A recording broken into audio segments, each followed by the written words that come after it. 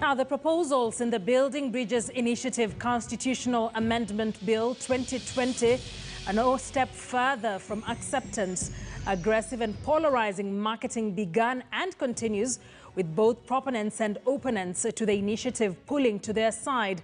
Among the most contentious areas is the expanded executive, specifically that on the Prime Minister. So we ask, do we need a premier in the country? The third time round, and this time entrenched in the supreme law. What is the justification for and against? Is it the antidote for the perennial destructive and divisive elections in this country? And if it passes, what's at play for all the political players? Front Row takes the best seat in the House, and we're leaving no questions unanswered. I am Akisa Wandera, and we're leaving the politics aside, just dissecting this topic for you. Joining me tonight, Kakai Kissinger is a trainer and head of outreach at the BBI National Secretariat. He is an advocate of the High Court of Kenya with 16 years' experience. A former deputy registrar of the judiciary, Kakai holds a master's degree in law from Harvard Law School and a postgraduate diploma. Thank you for joining us. He'll be joining us from our city center studios. We also have Bill Okero, who is a former senator of Mandera County. In the Senate, he was chairperson of the Finance, Commerce and Budget Committee, a member of the Devolved Government Sessional Committee, a member of the Liaison Committee, and is also a member of the Institute of Certified Public Accountants of Kenya and Institute of Certified Public Secretaries of Kenya. He's also a certified corporate governance trainer and has extensive audit and accounting experience in both public and private sectors. Thank you for joining us, sir. And finally, Felix Odhiambo Owor is currently the Executive Director of the Electoral Law and Governance Institute for Africa. Previously, he served as the Country Director for the Electoral Institute for Sustainable Democracy in Africa, that is ASA Kenya. Now, Mr. Odhiambo has over 20 years' experience in the field of governance and democracy, specializing in elections, constitutional and electoral law development, electoral conflict mitigation, and parliamentary development and electoral dispute resolution. He is joining us, of course, from the studio here. Thank you, gentlemen, for joining us in this conversation. And of course, for you back at home, I keep mentioning that this is your show too. We'd really like your thoughts on the conversation here on the proposals captured in the BBI document, the Constitutional Amendment Bill 2020, which I'll be taking a look at, specifically those that are touching on expanding the executive. You can text us on 22155, your thoughts, questions to the panelists, contribution. I'll be reading them out as we continue with the show. You can as well tweet us at Akisa Wandera, at K10 News KE. Remember to use the hashtag FrontRow. So let's take a look at what are some of the things that have been captured in the Constitutional Amendment Bill 2020, and specifically speaking to expanding the cabinet in what proponents say will be addressing the aspects of inclusivity as well as electoral violence. So the Prime Minister and Deputy Prime Minister, of course, we've heard this a number of times. What is captured in this particular bill? So the Prime Minister shall be the leader of government business in the National Assembly, and he or she will oversee the legislative agenda in the National Assembly on behalf of the government, supervise the execution of the functions of ministries and government departments, as well as chair cabinet committee meetings as assigned by the President, assign any functions of the office to the Deputy Prime Ministers, and also perform any other duty assigned to him or her by the President or conferred by legislation. So how is the Prime Minister appointed? Within 7 days of the President being sworn in after a general election or following an occurrence of a vacancy in the office of the Prime Minister, the President shall nominate a Prime Minister. Now, a person eligible to be nominated as Prime Minister, if he or she is an elected member of the National Assembly, who is the leader in the National Assembly of the largest party or coalition of parties. And within 7 days of the Speaker receiving a nomination from the President, the Speaker shall call a vote in the National Assembly. And of course, there are issues around vacancy in the office of the Prime Minister and how to handle this. Deputy Prime Ministers as well as Cabinet Ministers will be canvassing all this. We have just put them out on our Super Wall. They'll be running as we continue with this conversation for you to just see what forms the basis of our conversation at this hour on the Front Row. I'd like to start with you, Kakai Kissinger. I believe right now, working with the BBI National Secretariat, you're going around the country, you know, just trying to educate Kenyans on why this is important, I'd imagine, and what they stand to gain. So let's start from that. Being a trainer and head of outreach at the BBI National Secretariat, looking at the expanded executive and some of the issues that come out of that particular document. From where you sit, why did we need this? Why is it very important for Kenyans to embrace this at this point? What's in it for them? Thank you very much for that question, and of course for inviting me in terms of sharing my insights on what's happening in terms of the outreach program of the BBI National Secretariat. But I think to start off your question, we need to relook at a little bit of our history and ask ourselves, where is this position coming from? You remember when we got independence, we had our Prime Minister, of course, Mzee Jomo Kenyatta, and that history in terms of him having been a Prime Minister was at that time in terms of the casting and the scenario of the political situations that took place from there. But you also have to recognize that we've had so many elections since 1963, and all these elections have led up to something in terms of a problem that comes with inclusivity and a problem that comes with the winner-take-it-all. If you all recall very well in 2007, after the 2007 election, that position of Prime Minister was now reintroduced in the Kenyan history, and so Honorable Raila Amolo Odinga became now the second Prime Minister of the Republic of Kenya post the independence period of time. Then you have to find out, why did we create that position at the time in 2007 when we had a crisis? We all know Kofi Annan came in and we had all those challenges, and that time when we were creating the position of Prime Minister was to answer or deal with the issue of winner take it all, because there was a contestation, and also to answer and deal with the issue of inclusivity, where a political party that was second to an election failed, completely left out. And so that arrangement came in, and that coalition government was brought in place. Of course, there were challenges in terms of the coalition government, and that's not for today. But then over time, and after the last election, we all felt as a country that we still have a problem with the winner take it all.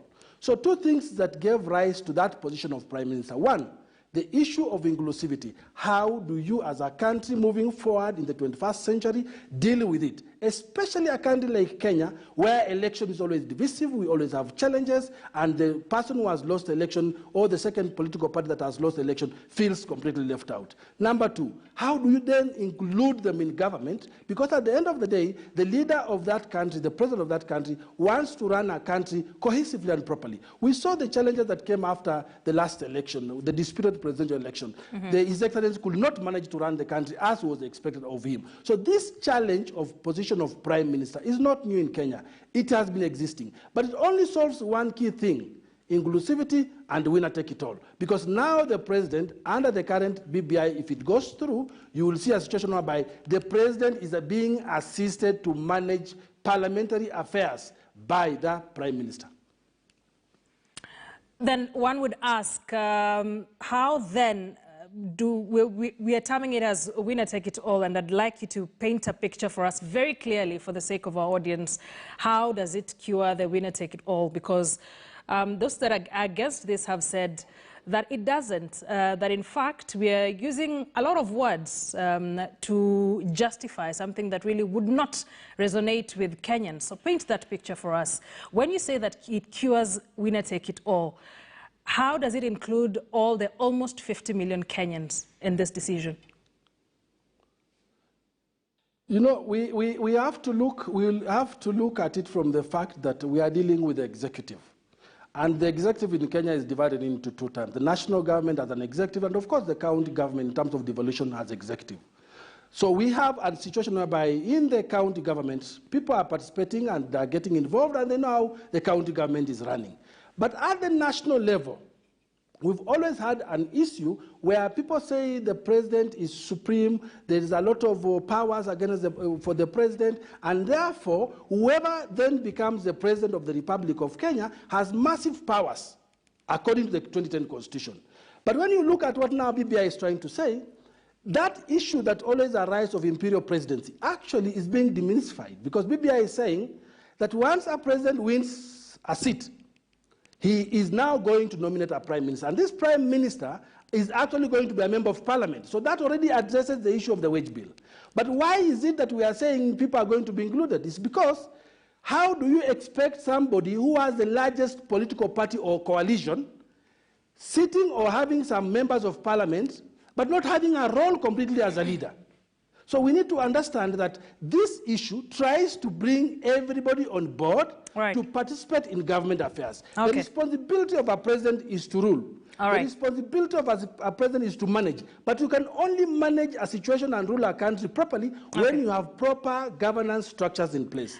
So that position of prime minister is very prime for this country, and every citizen, every political party or coalition of parties will feel now included in government. Okay, we'll get back to that shortly. Let me get the opening thoughts from Felix.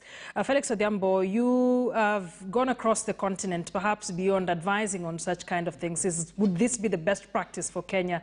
Does it cure our problems, specifically on electoral violence and the question of inclusivity? Thank you. Thank you very much. First of all, let me say that there are three systems of governance, or political systems, so to speak. We have the pure presidential, we have parliamentary, and we have the hybrid system. As has been observed by my brother Kakai, Kenya has experimented since independence with pretty much all the three systems. At independence, we had the parliamentary system. Unfortunately, the first amendment in 1964 that introduced the republic shifted the country towards an authoritarian presidential system. And thereafter, around 2007, then there was the second attempt with the office of the president. But if you look at this continent, Kenya is more so, or if you look at deeply divided and polarized context and countries, then the system of governance or the political system that a country must embrace or must adopt has to take into realities the historical context of those countries. Now, if you look at the election since '97, with the 2007 election more so. But again, if you look at, even if you don't go back, stretch back to independence, look at the history of multi-party elections since 1992. The elections or the systems of governance or the political system that this country adopted has tended more to be exclusionary than inclusive.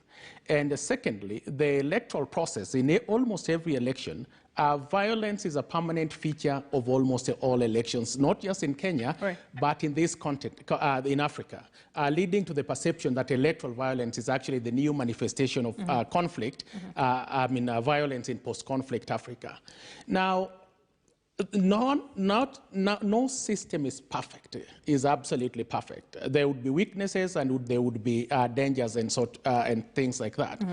But if you look at the history of constitutional making in Kenya, from independence, but more so from the Bomas, all the way to post-2007, and even in the 2010, one of the recurrent theme or one of the recurrent feature that has been voiced almost in the entire country is the introduction of the office of the Prime Minister to be able to deal with the questions of inclusivity that has been inherent in our presidential system. Now, in Kenya and in Africa, the state, and I'm sure one of the finest economists that we have around, Bill Okero, can speak more to that. But the state is still the largest player in the economic development. It therefore goes without saying that proximity to state power essentially means that a particular ethnic community or a particular region will benefit disproportionately compared to other countries. And therefore, those are some of the issues of inclusivity that surrounds the question of expanded executive. Okay. So we will not get a perfect solution from what I get from you, but this is a step. That's what you're saying. This is the second best, the best option that we have. The best option. Among potentially the worst options that we've ever had as a country. Let me bring in Bill Okero. I saw you shake your head when Kakai Kissinger was trying to paint a picture for us on, how this sorts out the winner takes it all issue that keeps recurring after every 5 years. Your thoughts on that? No, frankly, with all due respect, I think the argument given by the pro-BBI proponents, it's really pedestrian because let us be fair. the thing around BBI is the lack of sincerity, what the objectives of BBI is. We have been in all these things that have been proposed today. We had a prime minister. We had a presidential system. We had the hybrid. That's not the issue. It's not about inclusivity. I'll tell you why. For example, the argument Kai has given a short while ago about the winner takes it all. If you have a representative democracy such as the one we have, where it's always about, the first past the post, if people are competing, if it is a competitive politics, there has to be somebody winning the election and there has to be somebody who loses. This document does not cure that. It says whoever comes number 2 becomes the leader of opposition. He doesn't become the prime minister. He doesn't get included in the government. He becomes the leader of opposition. You became number 2, the second highest votes. Your party probably has also seats, but you are not going to be the prime minister. You are going to be the leader of opposition, and therefore, that argument that you become included in the government, it's not there. I think that that's one argument that I find completely hollow. The second is that the president, as we speak today, Kai said, is imperial. It's not. This constitution, we worked on it for 20 years to make it the most accountable presidency or executive you can find in this country. There are checks and balances in everything, from appointment of his cabinet to appointment in the judiciary, to everything in government. Allocation of resources has to be done in this constitution based on geographical, ethnicity. You have to look, all those things have to be taken into consideration in this constitution. In fact, it provides more for inclusivity than any other constitution you can find in this continent. The issue is not about lack of that legal environment for providing for that. It's about the commitment. It's about the values. And one of the paragraphs in the executive summary of BBI alludes to that. It says that the people are more concerned about the lack of values by leaders. It's about lack of ethics and integrity, that commitment to the values of the Constitution. And so the violence we have seen, the first 40 years of this country, we've had elections, we've never had a problem. From the time elections started getting stolen, in 2007, we've started having violence. What we have seen in the last 3 or 4 elections is about elections that have been rigged. That is what causes violence. It's not because somebody feels he has been left out. No. And let me tell you, if tomorrow an election is held, even under the BBI, and there is a perception that the election has been stolen, there will still be violence. There will still be noise. I think that is the issue. Okay. And we'll pick it from there, the issue of electoral violence and whether this really cures that when we get back from the break. You're watching Front Row. I'm seeing a lot of comments already. I'll be taking a look at a number as we continue. The hashtag to use is Front Row. Text us as well on 22155 and Twitter at Akisa Wandera, at KTN News KE. Any questions you have for the experts I have here in studio are welcome as well, as we just try to understand what is forming a very key basis of political conversation currently in the political space. So keep tweeting. We'll be back from the break shortly.